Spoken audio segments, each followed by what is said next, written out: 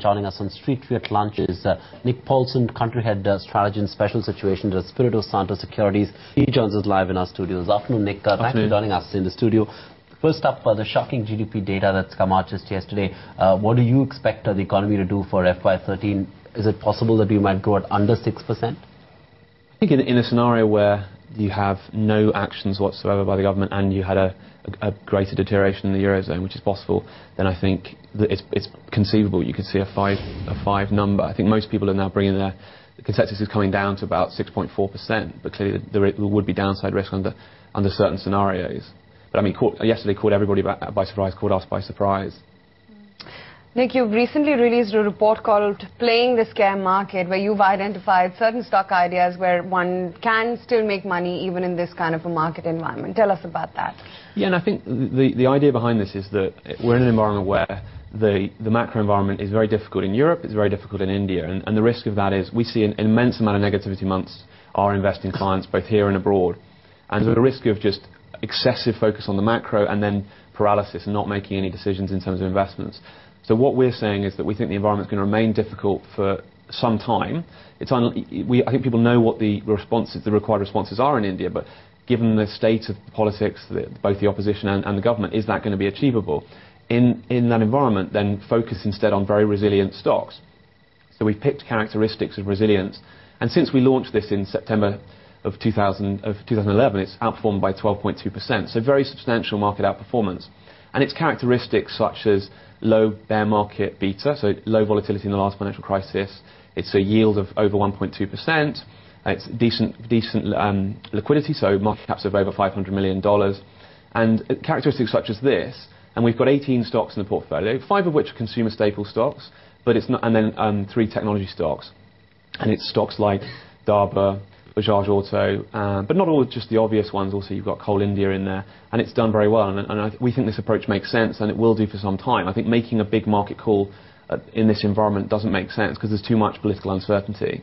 I guess if you're playing the scare market, you've got to have defensive stocks in the portfolio, and like you said, there are a few consumer staple stocks as well. But aren't valuations a concern at this point for some of these FMCG names at least?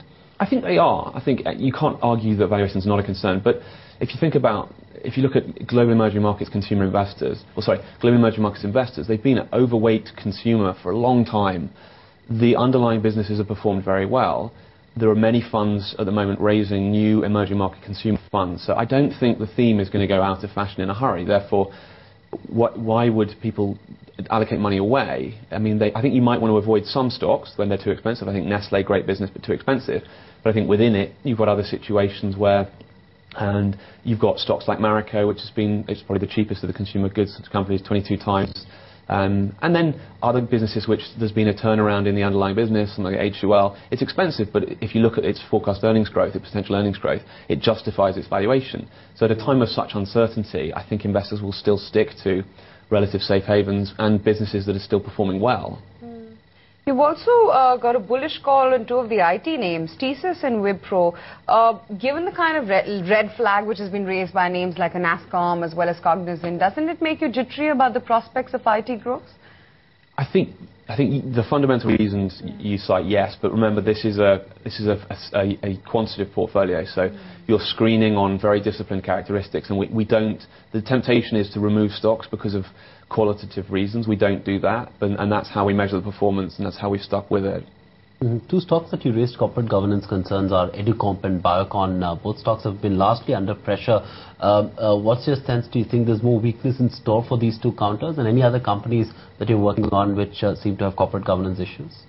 We do. I think, as you know, we have a strong focus on corporate governance, and we're not trying to be needlessly inflammatory or aggressive in what we do. We just think this is an environment where better corporate governance standards in companies will outperform, and I think it's a link to this resilience point.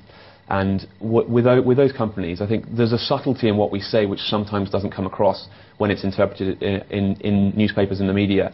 And so we were just raising concerns about Biocon with not an incorrect interpretation on accounting, but an aggressive interpretation. That's a different thing.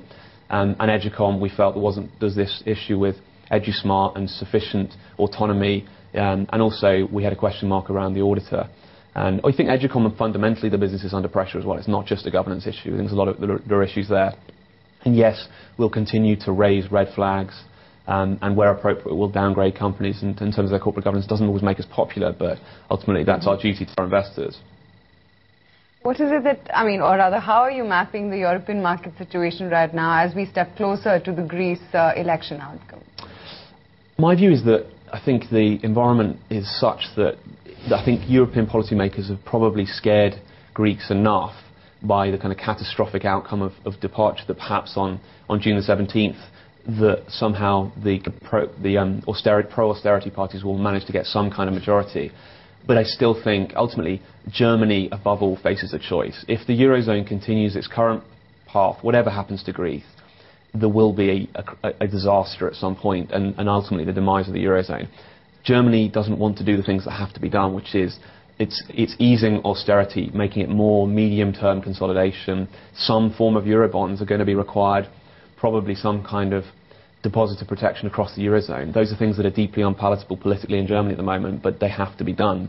Otherwise, there's not going to be a sustainable solution to the crisis. Yes, the European Central Bank can ease things temporarily, but as we saw with LTRO, it's temporary. This is the job of politicians, it's not the job of central banks.